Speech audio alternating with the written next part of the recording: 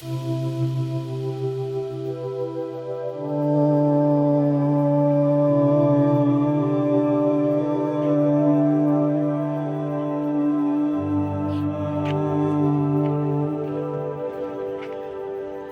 ಮಂತ್ರ ಹೇಳ್ತೀನಿ, ತಾವು ಹೇಳಬೇಕು.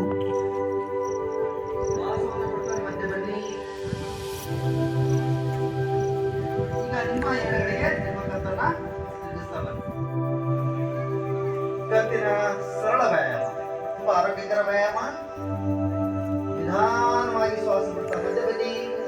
ಈಗ ನಿಮ್ಮ ಕತ್ತಿನ ಎಡಕಿವೆನ ಎಡಭುಜಕ್ಕೆ ಟಚ್ ಮಾಡಿ.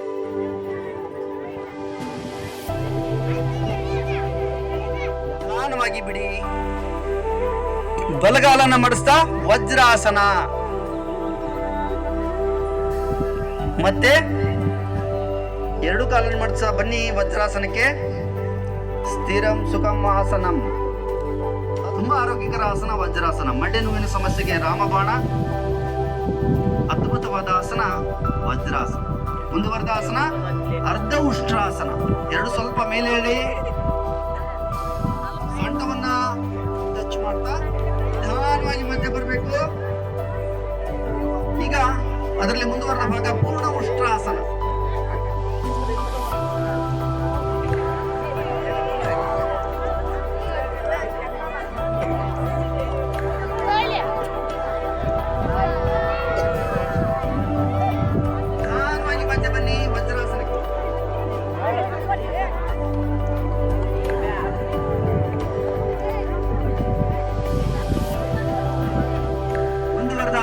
ಉತ್ಥಾನ ಮಂಡೂಕಾಸನ. ಕಾಲುಗಳನ್ನ ಅಗಲ್ ಮಾಡಬೇಕು.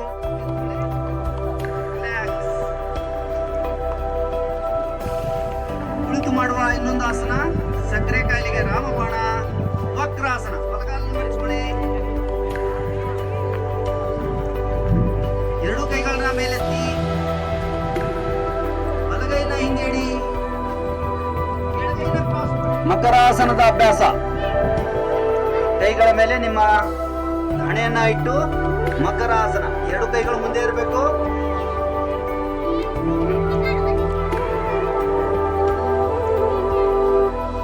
ಈಗ ಮೇಲೆ ಆಕಾಶ ನೋಡಿ.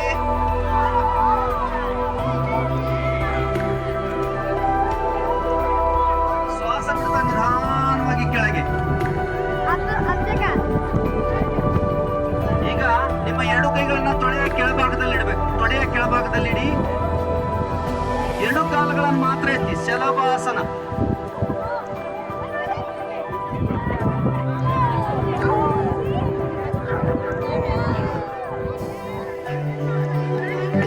ಧನುರಾಸನ. ನಿಧಾನವಾಗಿ ಬಿಡಿ. ಈಗ ಮಾಡೋಣ ಉತ್ಥಾನ ಪಾದನಾಸನ. ನಿಮ್ಮ ಎರಡು ಕಾಲನ 90 ಡಿಗ್ರಿ ಕಾಲನ್ನ ಎತ್ತಬೇಕು. ಬಿಡಿ. ಕೊನೆಯದಾಗಿ ಪವನ ಮುಕ್ತಾಸನ.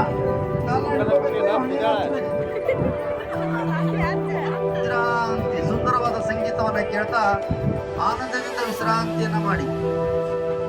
ಶರೀರ ಮಾಧ್ಯಮ ಕಲು ಧರ್ಮ ಸಾಧರ್ಮನ ಹಾಗೆ ಸ್ಥೂಲ ಶರೀರವನ್ನ ಗೂಟಾಯ ಮೇಲೆ ಹಾಕಿ ಮಲಗ್ತಾ ಇದೀವಿ. ಶವಾಸನ. ಪೂರ್ಣ ವಿಶ್ರಾಂತಿ.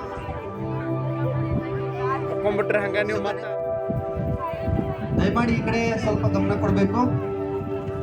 ಮುಳುಗುಂದದ ಎಲ್ಲ ಶಾಲೆ ವಿದ್ಯಾರ್ಥಿಗಳು ಎಷ್ಟು ಶಿಸ್ತಿನಿಂದ ಈ ಒಂದು ಅಭ್ಯಾಸವನ್ನು ಮಾಡ್ತಾ ಇದ್ದಾರೆ ಅನ್ನೋದು ಬೇರೆ ಶಾಲೆಗೆ ಹೋಗಿ ಮಾನ್ಯ ಶಿಕ್ಷಣಾಧಿಕಾರಿಗಳ ಈ ಬಗ್ಗೆ ಹೇಳಬೇಕಾದ್ರೆ ನಿಮ್ಮ ಶಿಸ್ತನ್ನು ಕಾಪಾಡ್ಕೊಳ್ಳಿ ದಯವಿಟ್ಟು. ಈಗ ಮಾಡೋಣ ಕಪಾಲಭಾತಿ. ಹೇಗೆ ಅದು ನೋಡ್ಕೊಳ್ಳಿ. 1 ನಿಮಿಷದ ಕಪಾಲಭಾತಿ. ಹೊಟ್ಟೆ ಒಳಗೆ, ಉಸಿರು ಹೊರಗೆ.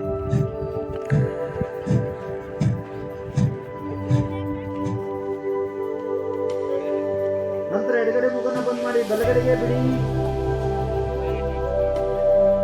ಮತ್ತೆ ಬಲಗಡೆಯಿಂದ ತೆಗೆದುಕೊಳ್ಳಿ. ಬಲಮುಖನ ಬಂದ್ ಮಾಡಿ ಎಡಗಡೆಗೆ ಬಿಡಿ. ಮತ್ತೆ ಎಡಗಡೆಯಿಂದ ತೆಗೆದುಕೊಳ್ಳಿ. ಯಜ್ಞ ಪ್ರಾಣಾಯಾಮ ಜನ ತೆರೆದಿದ್ದಾರೆ. ಯೋಗ ಶಿಕ್ಷಣ ಕಾಲೇಜನ್ನು ತೆರೆದಿದ್ದಾರೆ ಇವತ್ತು. ಅಂತ ಹೇಳಿದ್ರೆ ಯೋಗವನ್ನ ಕಲಿಸಿದಾಗ ಯೋಗದಿಂದ ಆರೋಗ್ಯವಂತರಾಗಿರ್ಲಿಕ್ಕೆ ಸಾಧ್ಯ ಅನ್ನುವಂಥದ್ದನ್ನ ಪೂಜ್ಯ ಇವತ್ತು ನಮ್ಮ ಕರ್ನಾಟಕ ರಾಜ್ಯದಲ್ಲಿ ಗ್ರಾಮೀಣಾಭಿವೃದ್ಧಿ ಯೋಜನೆ ಮುಖಾಂತರ ಇವತ್ತಿನ ದಿನ 21ನೇ ತಾರೀಕಿನ ಎಲ್ಲ ಕರ್ನಾಟಕದ ಮೂಲ ಮೂಲೆಗಳಲ್ಲೂ ಯೋಗವನ್ನ ಮಾಡಲಿಕ್ಕೆ ಪೂಜ್ಯರು ಒಂದು ಇದನ್ನು ಕೊಟ್ಟಿದ್ದಾರೆ. ಹಾಗಾಗಿ ಇವತ್ತು ಎಲ್ಲ ಕಡೆಗಳಲ್ಲೂ ನಮ್ಮ ಸಿಬ್ಬಂದಿಗಳು ಇರ್ಬೋದು, ನಮ್ಮ ಸಂಘ ಸದಸ್ಯರು ಇರ್ಬೋದು ಸೇರಿ ಇವತ್ತು ಮಾಡ್ತಾ ಇದ್ದಾರೆ. ಅದರಿಂದ ಇಲ್ಲಿಯೂ ನಮ್ಮ ಪ್ರಕಾಶ್ ರವರು ಅವರ ನೇತೃತ್ವದಲ್ಲಿ ಉಚಿತವಾಗಿ ಈ ಒಂದು ಒಳ್ಳೆಯ ಕೆಲಸವನ್ನ ಮಾಡ್ತಾ ಇದ್ದಾರೆ. ಇದು ಪ್ರಕಾಶ್ ಮದ್ರಿ ಸರ್ ಅವರಿಗೆ ನೋಡ್ಬೇಕಂತ ಅವರಲ್ಲಿ ಕೇಳ್ಕೊಳ್ತಾ ಇದೆ.